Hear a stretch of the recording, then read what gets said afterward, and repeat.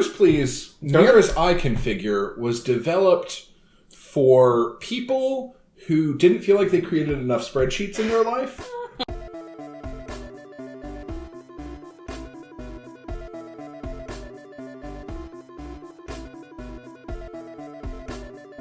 Welcome to Game Club! My name is Brian Belcher, and this month I'm joined with Jairus Mitchell, Brittany Saturn, and we are talking about Papers, Please. Papers, Please, near as I can figure, was developed for people who didn't feel like they created enough spreadsheets in their life and really just wanted a very realistic border guard in like Soviet bloc Germany simulator. You were ready to go. That was perfect. Thank you. I was just like, oh, I know Jairus is going to try and stop me from doing the do you like this game thing. And I'm like, how is he going to do it? So, Brittany, how do you like this game? I like this game. Jairus, did you like it? I enjoyed this game. I was amused by this game. Okay. I wouldn't say that I like it because I get enough spreadsheets in my day-to-day. I'm going to say I didn't like it, but I understand the appeal. Yeah. I loved it, and I would play it again just for fun. In fact, the only thing that would make this game better is if you actually typed in the Brittany wants a data entry simulator. If you typed in the immigrant's information into a computer and you had it all there, that would be really cool. I like doing things like that. My favorite part... I make spreadsheets for fun. This is Brittany Saturn, who just makes lists sometimes. I do. I have like an OCD compulsion where I make lists. My favorite part of the game would be if that occurred and they paid me more than $10 an hour. Then I would like the game. It's like real life. Wait a minute. Yeah, so you were the least likely person to enjoy this game. When Jairus suggested this game to us last month, we were like, what the fuck do we say at the end of the episode? What are we going to play? And Jairus was like, I know! You didn't think that I was going to be the one. I didn't. I thought it was going to be like the sort of thing where none of us really enjoyed it, but it's an interesting thing. Like, it is purposefully not a fun game. Mm-hmm. It is a tedious and gratuitous game that involves you checking a lot of manuals and like paying attention to very, very small details. So it's no Megamans, but it's an interesting thing. Somebody made it and sold it and made money on it, and I think that's really cool. The appeal for me was the fact that this was popular. The fact that I owned it. You suggested to me. I was like, yeah, we already have that. I already have that. Thanks, Humble Bundle. And I was like, great. So I can finally get this one off my Steam list of 300 games I need to play. So, okay, I'll tell you why I like this game, and I think it had a lot to do with my retail background. Okay. So, my manager, she kind of taught me that the customers, instead of like taking care of the customers, she kind of taught me in a roundabout way that the customers are kind of the enemy. Like, they will always try to pull one over on you, and you cannot let them do that, no matter what. And if they're doing a return, you have to check that ID, and you have to put it in the computer, and you have to make sure you check the receipt, make sure the item is not how, it's not fucked up. It's bad customer service, but that's the way she taught me. So I kind of used that training in this, and I myself felt like the hero, and I had to watch that border and make sure none of these motherfuckers got through and try to fuck up the country. And that's how I approached it, and I liked it. I thought it was fun. So all of your shitty retail experience at a shitty retail job came into play. Yeah. And when people, were upset and they were like, curse your family and I wish death to you, I was like, well, have a good day, sir. Because that's kind of what happened to me in the mall. So, and I was like, well, you're not getting in the country then, asshole. So, and sometimes people pooped on the floor. You. They did. You had a poop on the floor? No, I'm saying... Oh, yeah, that... Oh, her job, yeah. You know what? You know what's sad? Shit on the desk. Time out.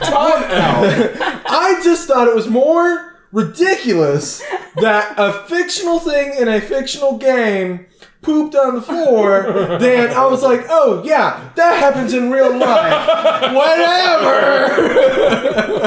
That's normal. And like Brian was saying that this is one of the games that probably makes you feel kind of bad. It's very heavy emotionally, but I have a really hard time connecting my emotions to video games still. Mm-hmm. I can connect my emotions Because you're a sociopath. Well, I can connect my emotions to books, and I'm just ignoring it. I know. I can connect my emotions to books and movies, but for some reason, I'm not able to make that connection with video games. Okay. I enjoy video games. Yeah. Video games make me feel good. Sometimes video games make me feel but none of them have ever made me sad, where I'm like just crying. You know, I've never had that before, and maybe I just haven't played the right games. But I just didn't feel a connection because Brian was upset because he's like, why do you like this game? You're basically killing people. But I'm like, they're not real people. You know, like I just don't have that connection. And that was me. Yeah. That was me. I was like sweating bullets over this game. I'm like, Brittany's like, I'm on day 27. I'm like, I'm having trouble with 7. Yeah. And I'm like, my uncle just died. Yeah. Everyone's sick. Everyone's hungry. Everyone's cold. Everyone is fucked. Right. I have no money. Everyone wants to kill me. And everyone on the other side wants to fire me. And I just had a stressful day at work and real life. And then you're having like PTSD flashbacks to shitty jobs you've had in your life. Yeah. Like, and I'm just like, I can't handle this right now. I have too much going on in my real life. And like, it was stress relief today. I hadn't beaten the game. I still technically haven't beaten the game. Heads up. I haven't either. My family kept dying. Those fucking weak bastards. For me, today, I came in and I played the game where I approved everyone. Non-stop. Bam, bam, bam. I lost in one day. I got arrested. I was in debt. I was $55 of credits in debt.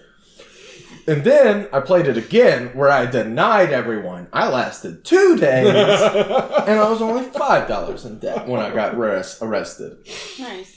I could have almost got through 2 to 3. How long? Okay, so I know you fucked around today and just kind of like went through. It felt good. How many? Like what was the longest you lasted? Like how I got days? to day 18, and at that point, I was dealing with whatever that weird like organization that's trying to take down the government was. The Easy IC. Okay. Easic. Brittany's got notes. Easic. I don't know if you say Easic or if you say Easy IC. So I was like kind of dealing with that, and that was neat. I was like, oh, cool, video game things to do.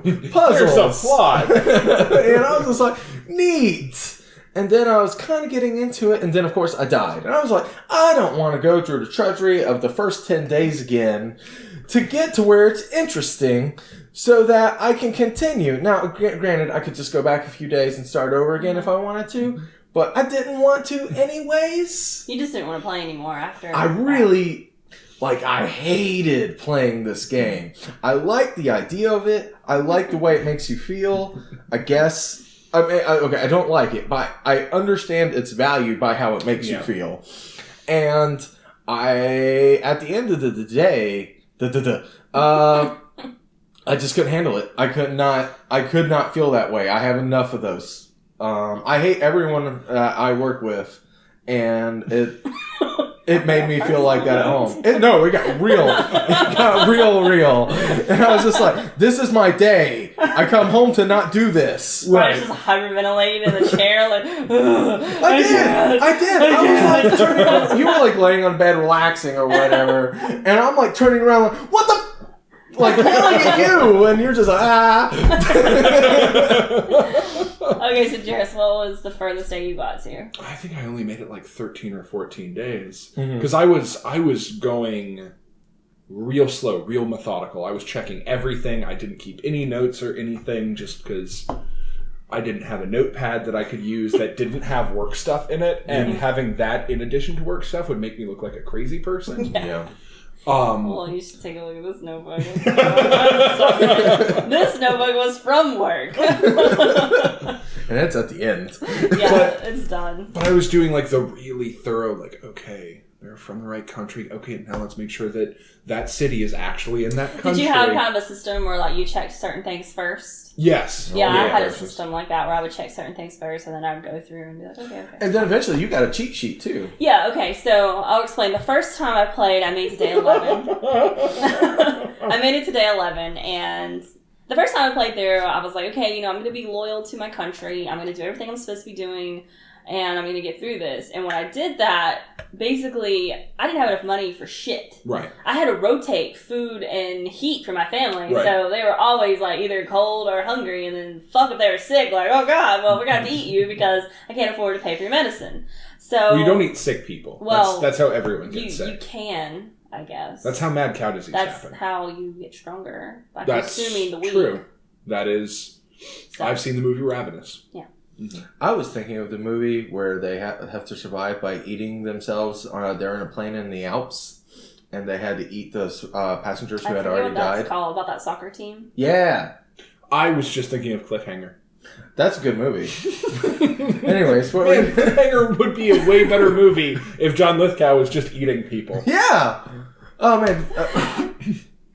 I can go on our tangent here. Okay, so doing that, towards the end, I was like, you know what, this isn't working. I'm going to start helping the agents and stuff. Mm-hmm. And so I ended up just approving everyone who came through because I wasn't sure who the agent was because I wasn't paying attention, didn't keep notes, and I got citations for that. Couldn't pay my debt, ended up in jail, and my family went back to the village. Right. I got that ending, and after that, I was like, okay, you know what, I'm going to play this again.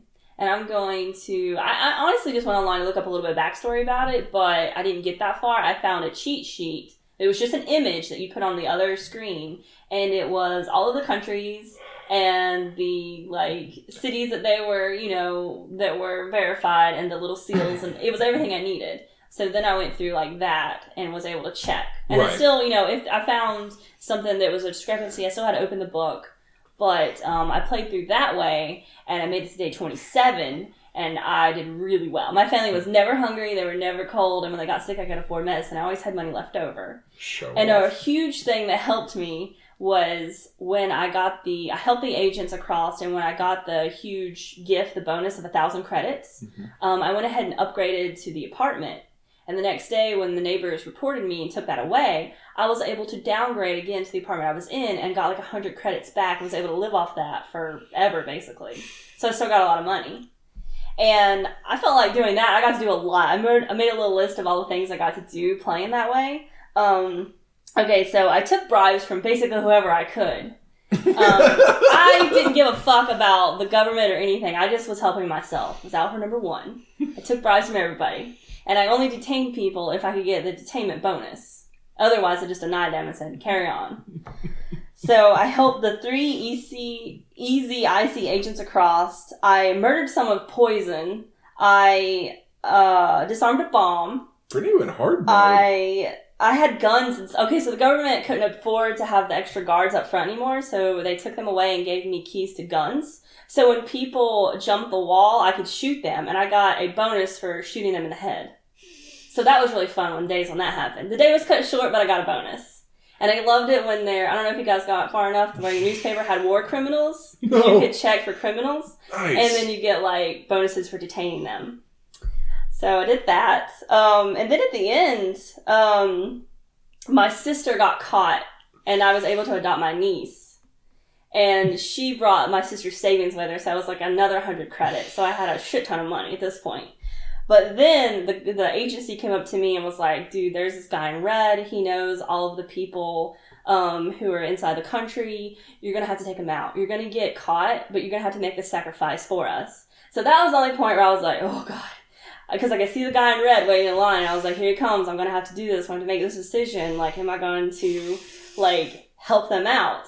And I was just approving everybody because it didn't fucking matter because that was going to be my last day. So they said they were going to create a diversion. So when they had a guy who crossed the wall, and I was able to open the key and pull out the gun to shoot him. And instead of shooting him, I shot the guy in the red.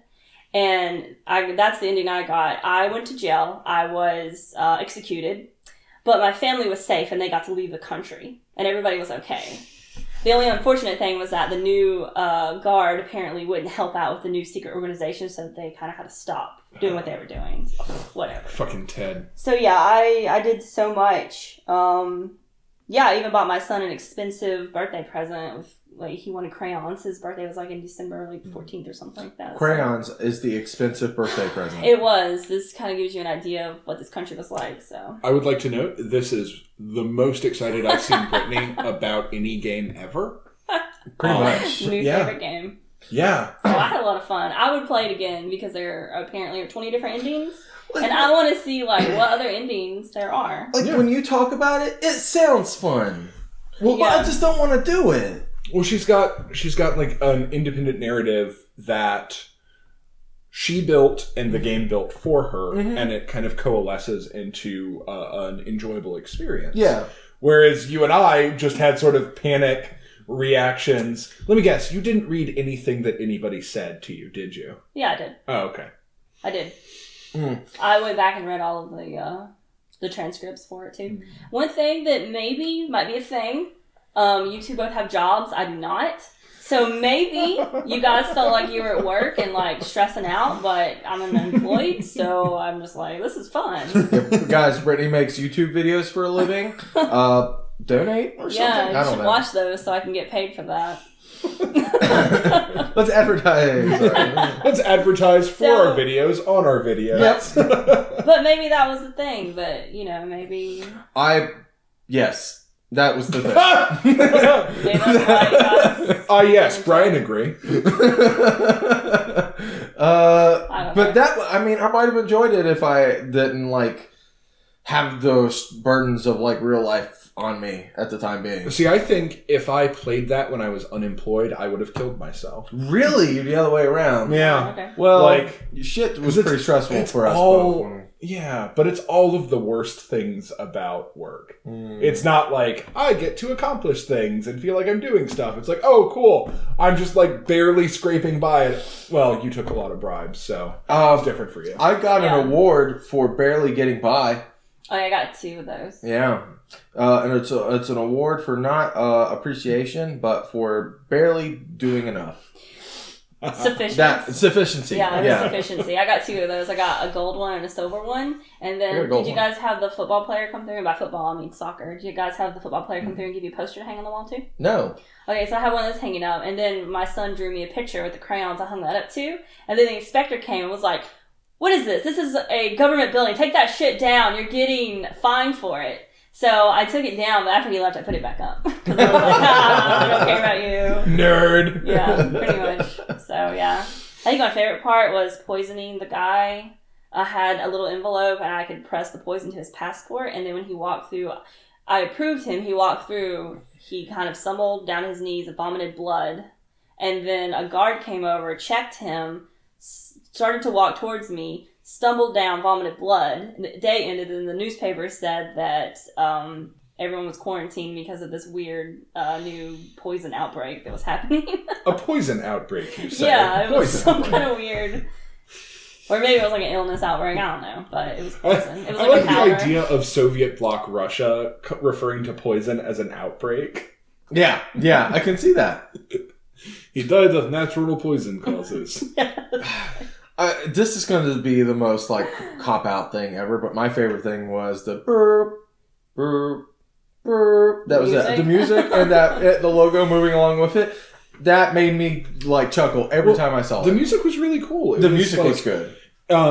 If you haven't played the game, the music is like Soviet era 8-bit. Yeah, it's really it's weird. really weird. It's And not Tetris sounding. yeah, it's super oppressive and like low sort of sounds, like low on the register.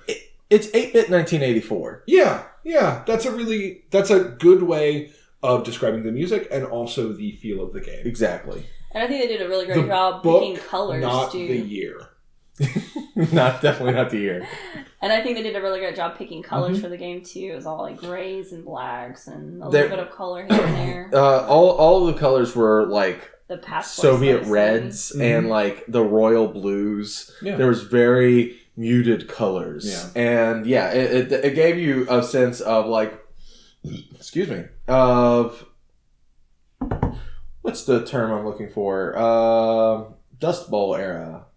Great Depression? Great Depression. It very much had... I don't know why I couldn't think of that. Mm-hmm. Dust Bowl. Are you saying it made you sad?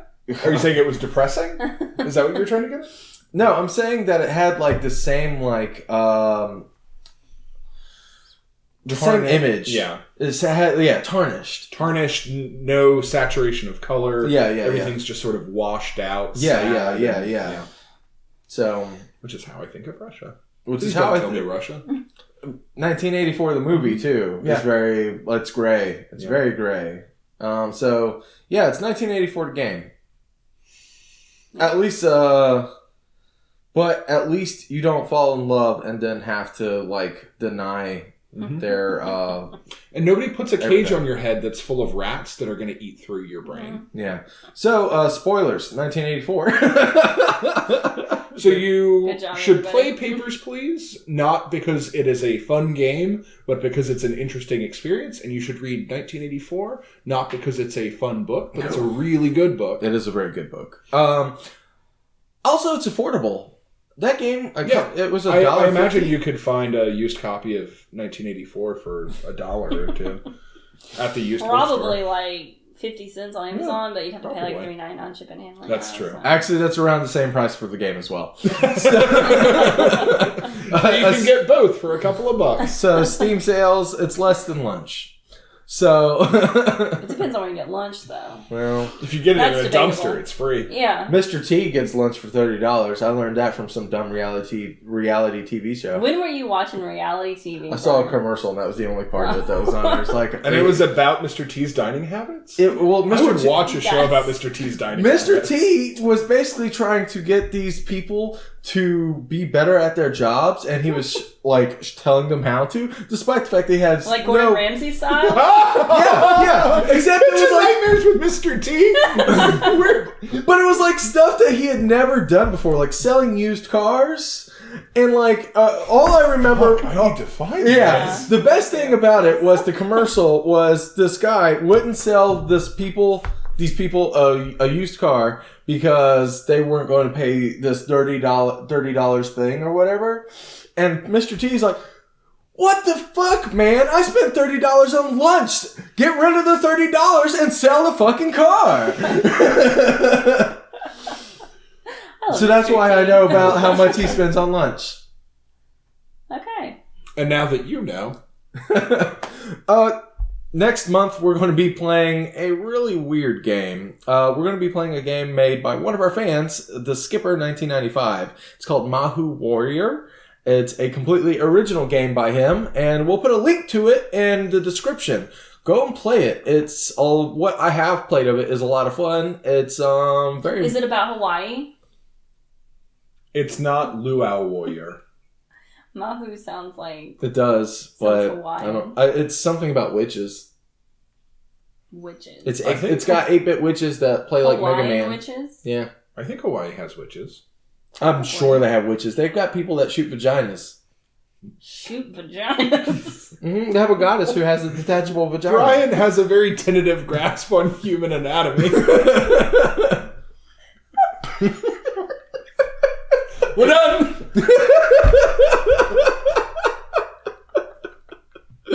All right, that was good.